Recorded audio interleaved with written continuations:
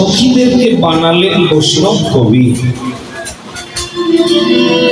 মন দিয়ে শুনবেন, এই আলোচনাটা খুব গুরুত্বপূর্ণ। কৃষ্ণ আসলেন শ্রী চৈতন্য মহাপ্রভু রূপে, আর সখীগণকে করলেন কবি। মহাপ্রভু অভিনয় করলেন, আর ওই অভিনয় থেকে পদ লিখলেন ললিতা বিশাখা। কলিযুগে তাদের নাম কি?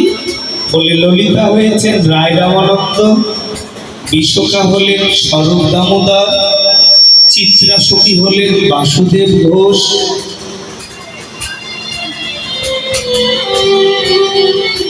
চম্পকলতা হলেন রাধা মোহন দাস। এক একজন সখী এক একটা কবি রূপে জন্মগ্রহণ করলেন, করে মহাপ্রভুকে দেখে দেখে পদ লিখলেন। আর এই জন্য আমরা কলির মানুষগুলো এই লীলা কীর্তনগুলো পদাবলী আকারে প্রকাশ করলেন জগতে মায়। যেমন ঠাকুর ঘরে ঢুকে গোবিন্দের চরণে, মায়েরা ঠাকুর ঘরে গোবিন্দের চরণে ফুল দেওয়া আর লীলা কীর্তন শোনা সমান পুণ্য। জানেন কিনা জানি না, একমাত্র ধর্মই তোমাকে ভালো রাখবে। তুমি যদি ভেবে থাকো আমি অনেক বড় সুখী, না দুঃখ তোমার জীবনে আসবে, সেদিন কিন্তু কাঁদলে আর হবে না। সুখে থাকতে থাকতে কাঁদো তো ভগবান দুঃখ দেবে না। তো যদি দুঃখ চলে আসে তখন যদি 14 গোষ্ঠী মন্দিরে গিয়ে কাঁদো আমার স্বামীর মঙ্গল করো, তখন এর চোখের জলটা আর যাবে না ভগবানের কাছে।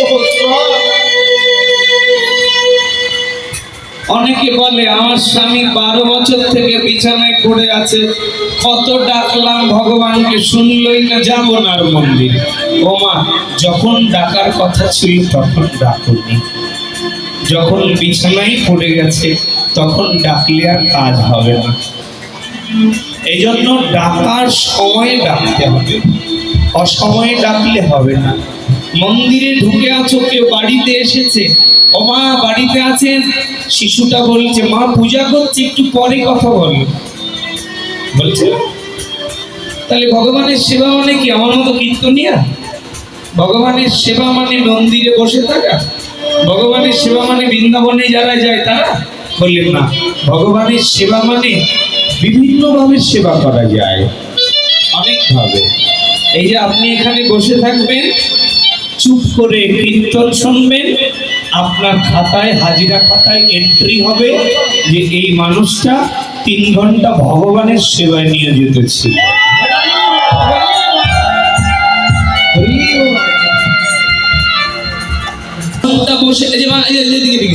10 ঘন্টা বসে থাকবেন, মন অন্যদিকে থাকবে, আপনার হাজিরা খাতায় ভগবান এন্ট্রি করবে।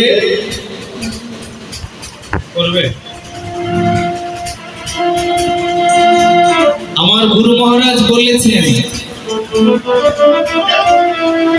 ওরে মন পাগলা কৃষ্ণ ভজা কি ছেলে খেলা, ভাব ভক্তি বিনে বিনা প্রেম সাধনে ভুলে না পেয়েছি কলা। বলছে আঁখি মুদে বসে থাকলে তাকে ধ্যান বলা হয় না,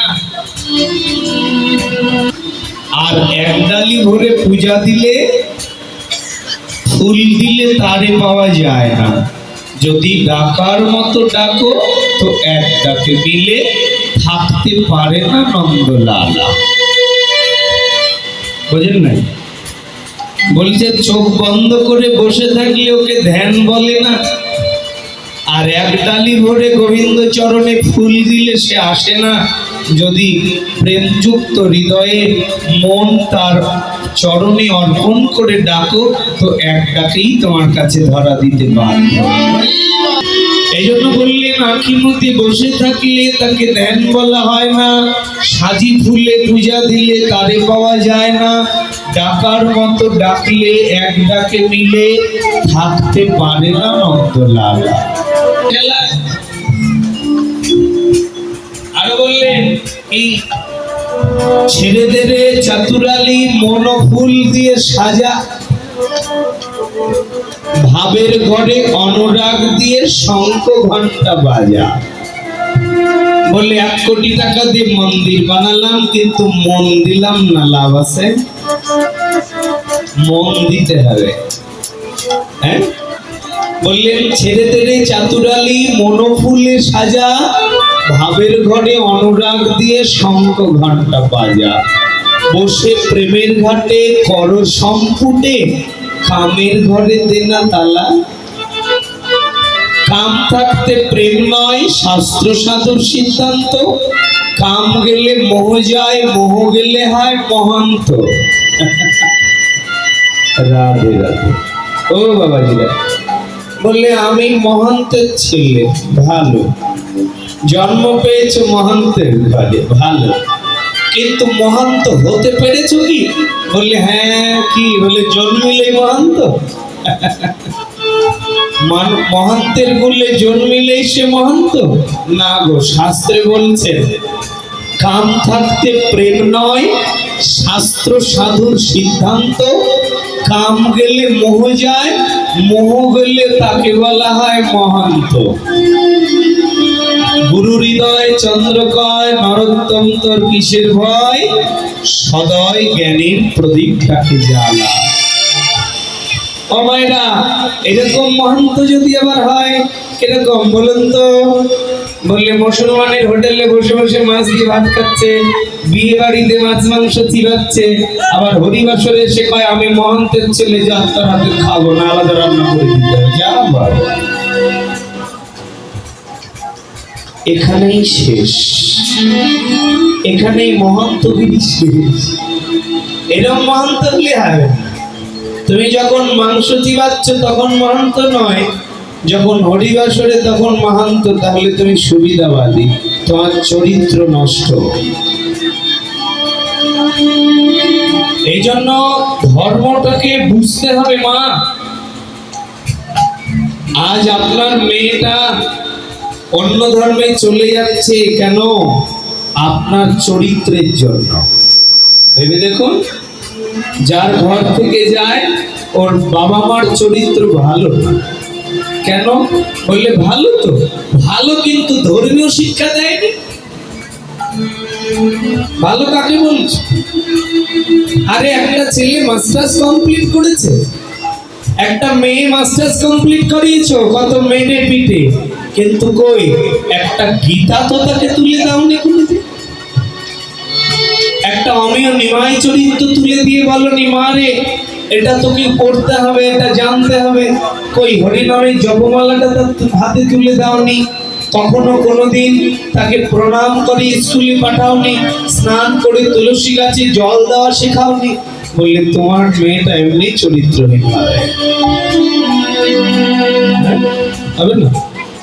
এই জন্য ধর্মটাকে জানতে হবে, বুঝতে হবে।